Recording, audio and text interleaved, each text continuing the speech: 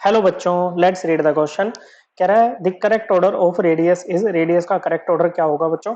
Okay, radius क्या होता है बच्चों? ये होता है न्यूक्लियस से लेके आउटर मोस्ट इलेक्ट्रॉन तक का डिस्टेंस, इसी को बोलते हैं रेडियस। रेडियस क्या होता है बच्चों? ये डायरेक्टली प्रोपोर्शनल होता है नंबर ऑफ शेल्स के। जितने ज्यादा शेल्स होंगे बच्चों उतना ही ज्यादा रेडियस होगा।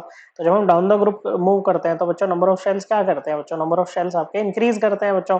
ओके, शेल इंक्रीज करते हैं तो आउटर मोस्ट इलेक्ट्रॉन दूर होता जाता है बच्चों आपके न्यूक्लियस से। ओके, तो रेडियस भी क्या करेगा बच्चों? ऐसे में इंक्रीज करेगा बच्चों। ओके, तो जैसे ये है आपके पास में, ओके बच्चों, लिथियम, सोडियम और पोटेशियम, ये सेम ग्रुप के एलिमेंट्स है बच्चों, ग्रुप वन के एलिमेंट्स है बच्चों। ग्रुप वन में आपका जो सेकंड पीरियड में आता है लिथियम, थर्ड में सोडियम और फोर्थ में पोटेशियम। तो यहाँ पर ऑर्डर क्या होगा बच्चों? लिथियम का सबसे कम होगा बच्चों साइज। ओके बच्चों, सोडियम का सबसे ज्यादा और पोटेशियम का सबसे ज्यादा बच्चों।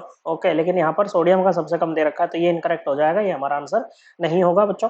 उसके अलावा बच्चों जो रेडियस होता है ना बच्चों, यहाँ पर लिख लेते हैं, ये इनवर्सली प्रोपोर्शनल होता है इफेक्टिव न्यूक्लियर चार्ज के। अब ये क्या है बच्चों? देखो, ये जो न्यूक्लियस है ना, इस पर पॉजिटिव चार्ज है due to presence of protons, electrons पे नेगेटिव चार्ज है, तो इनके बीच में अट्रैक्शन होगा, मतलब न्यूक्लियस इलेक्ट्रॉन को अपनी तरफ खींच रहा है कोई ना कोई फोर्स लगा के, इसको बोलते हैं न्यूक्लियर चार्ज जेड। लेकिन बच्चों अंदर वाले इलेक्ट्रॉन्स में इसको शील्ड करते हैं इस न्यूक्लियर चार्ज से, इंटर इलेक्ट्रॉनिक रिपल्शन लगा के इसको बाहर की तरफ धकेलते हैं। इसको जितना न्यूक्लियर चार्ज फील करना चाहिए था उतना नहीं करता है बच्चों। जेड में से कुछ सिग्मा, सिग्मा होता है शील्डिंग कांस्टेंट, ये निकल जाता है। ओके, शील्डिंग कांस्टेंट इलेक्ट्रॉन्स के कारण होता है बच्चों, और जेड माइनस सिग्मा को ही हम कहते हैं इफेक्टिव न्यूक्लियर चार्ज बच्चों। क्या कहते हैं? Effective nuclear charge. तो हम पीरियोडिक टेबल में जब लेफ्ट टू राइट मूव करते हैं ना बच्चों, तो क्या होता है बच्चों? इफेक्टिव न्यूक्लियर चार्ज बढ़ता है, क्योंकि हर पॉइंट पे एक नया प्रोटॉन ऐड हो रहा है, एक प्रोटॉन ऐड हो रहा है, वो इलेक्ट्रॉन भी रहा है, लेकिन बच्चों प्रोटॉन के ऐड होने का इंपैक्ट ज्यादा होता है, इसीलिए बच्चों रेडियस क्या कर जाता है? जनरली ऐसे में डिक्रीज कर जाता है बच्चों। अब ये सेम पीरियड के एलिमेंट्स है बच्चों। ओके, तो पहले आपका बेरिलियम आएगा बच्चों।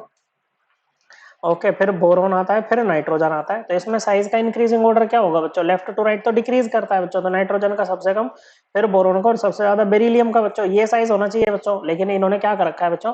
बोरोन का सबसे ज्यादा दे रखा है, जो कि गलत है बच्चों। ओके, ये सही नहीं है, गलत है। ओके बच्चों, फिर देखो बच्चों, अगर जेड वैल्यू सेम हो जाए, एटॉमिक नंबर सेम हो जाए, तो अगर आप इलेक्ट्रॉन्स को डिक्रीज करते हो बच्चों, क्या करते हो बच्चों? इलेक्ट्रॉन्स को डिक्रीज करते हो, तो सिग्मा की वैल्यू डिक्रीज होगी। सिग्मा की वैल्यू डिक्रीज होगी तो इफेक्टिव न्यूक्लियर चार्ज भी क्या करेगा बच्चों?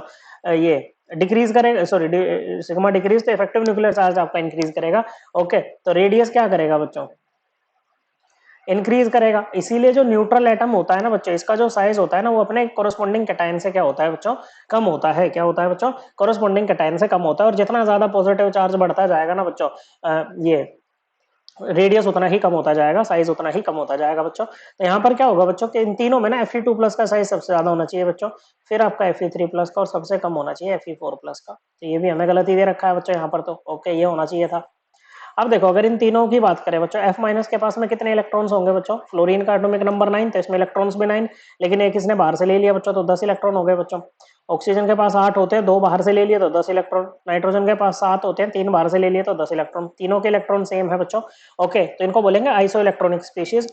एटॉमिक नंबर फ्लोरीन का 9 होता है, ऑक्सीजन का 8 और नाइट्रोजन का 7 बच्चों। तो अगर आपकी सिग्मा की वैल्यू सेम है, अगर नंबर ऑफ इलेक्ट्रॉन सेम, तो सिग्मा वैल्यू सेम बच्चों। तो ऐसे में जेड की वैल्यू अगर इंक्रीज करेगी तो जेड इफेक्टिव भी आपका इंक्रीज करेगा, और रेडियस क्या हो जाएगा बच्चों?